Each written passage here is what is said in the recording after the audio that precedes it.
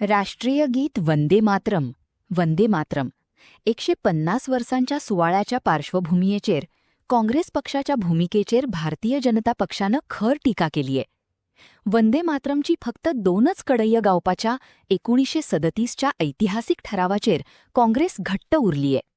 या निर्णया लागून काँग्रेसीनं संसदेची आणि देशाच्या अखंडतेची मान्यता सोडून वोट बँकेचे राजकारण आणि अनुयोजन केल्याचा आरोप भाजपानं केलाय. मैं इस समय पर पूरे देश को याद कराना चाहता हूं कि 1937 में कांग्रेस पार्टी ने मुस्लिम अपीसमेंट के लिए वंदे मातरम के 2 टुकड़े कर देश के विभाजन की नींव डाली थी और वहीं से 2 राष्ट्र के सिद्धांत को ताकत मिली थी और अंततोगत्वा देश का विभाजन हुआ और पाकिस्तान का जन्म हुआ था.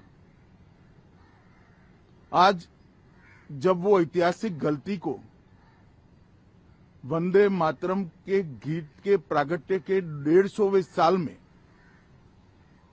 नरेंद्र मोदी सरकार ने सुधारकर बंकिम बाबू की ये अमर कृति को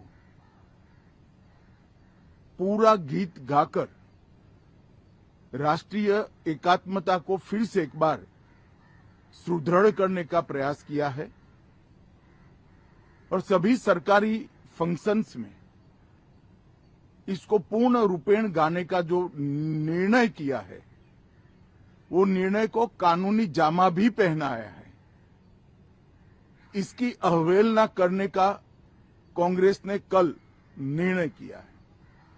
कांग्रेस का ये निर्णय केवल और केवल इनकी घोर तुष्टीकरण की नीति की पुष्टि करता है.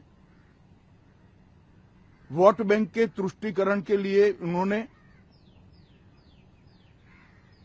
स्वर्गीय बंकिम बाबू के इस अमर कृति का न केवल अपमान किया है, वो लाखों शहीदों का भी अपमान किया है जो वंदे मातरम का नारा लगाते लगाते देश की आजादी के लिए फांसी पर चढ़ गए, जिन्होंने कई साल जेल में काटे.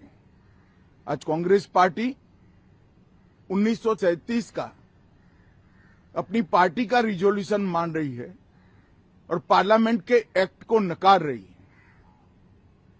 मुझे तो बड़ा आश्चर्य है. श्री राहुल गांधी की नेतृत्व में कांग्रेस पार्टी फिर एक बार इस देश में तुष्टीकरण की राजनीति को पुरजोश तरीके से आगे बढ़ा रही है.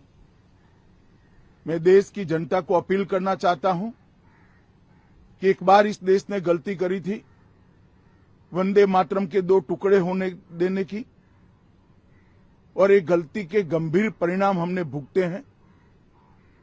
अब देश की जनता एकजुट हो और कांग्रेस पार्टी के इस फैसले के खिलाफ आवाज बुलंद करे कि अब इस देश में तुष्टीकरण की राजनीति नहीं चलेगी. ये आजाद देश है.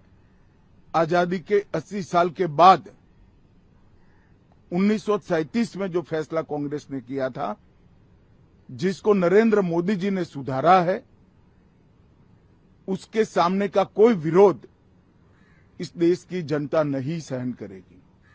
भारतीय जनता पार्टी कांग्रेस पार्टी के इस फैसले की कड़ी निंदा करती है और हम इसका जनता के बीच में और विधायी सदनों में भी पुरजोश विरोध करेंगे.